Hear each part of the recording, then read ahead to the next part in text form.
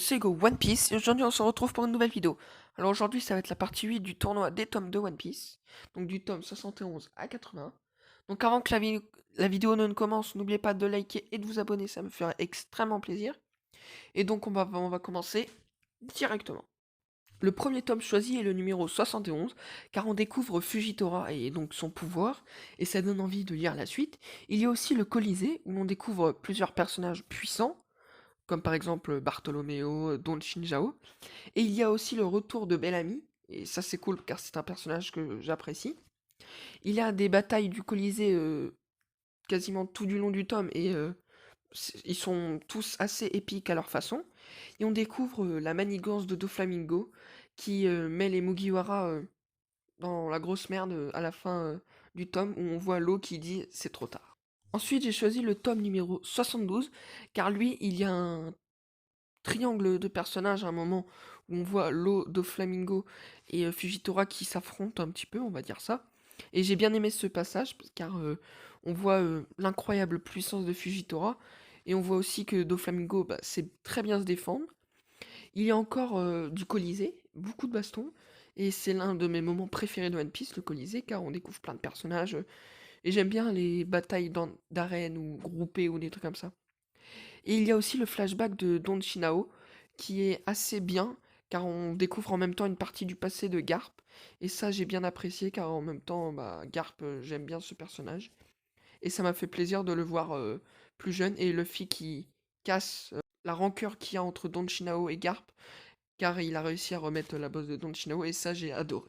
Maintenant, je passe au numéro 73 car je l'ai aussi choisi. Donc, encore une fois, il y a du Colisée.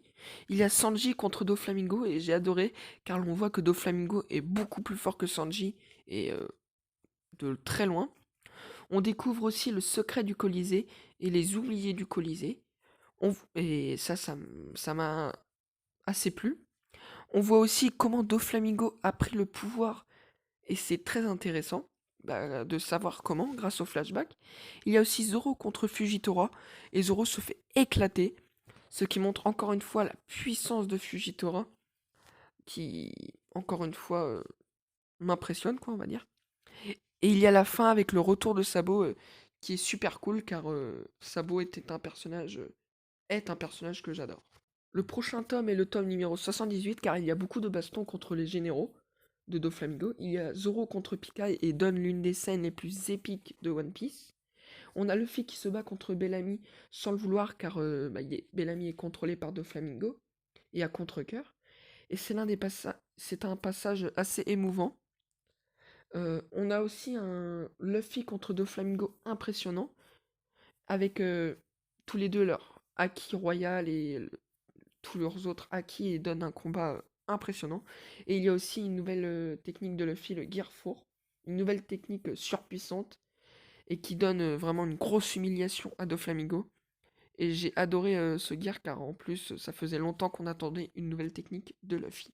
J'ai choisi aussi le tome numéro 79 car le compte à rebours contre Doflamingo m'a fait stresser.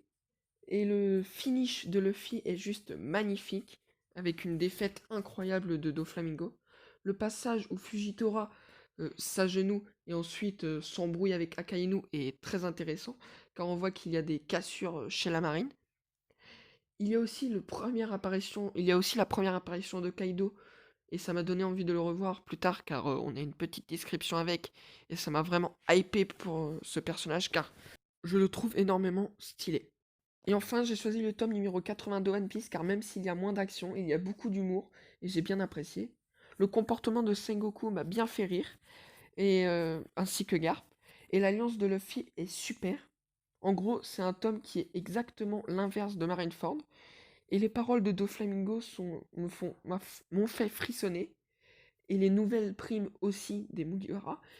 Et on finit sur Nami qui veut annoncer quelque chose à Luffy de grave sur Sanji.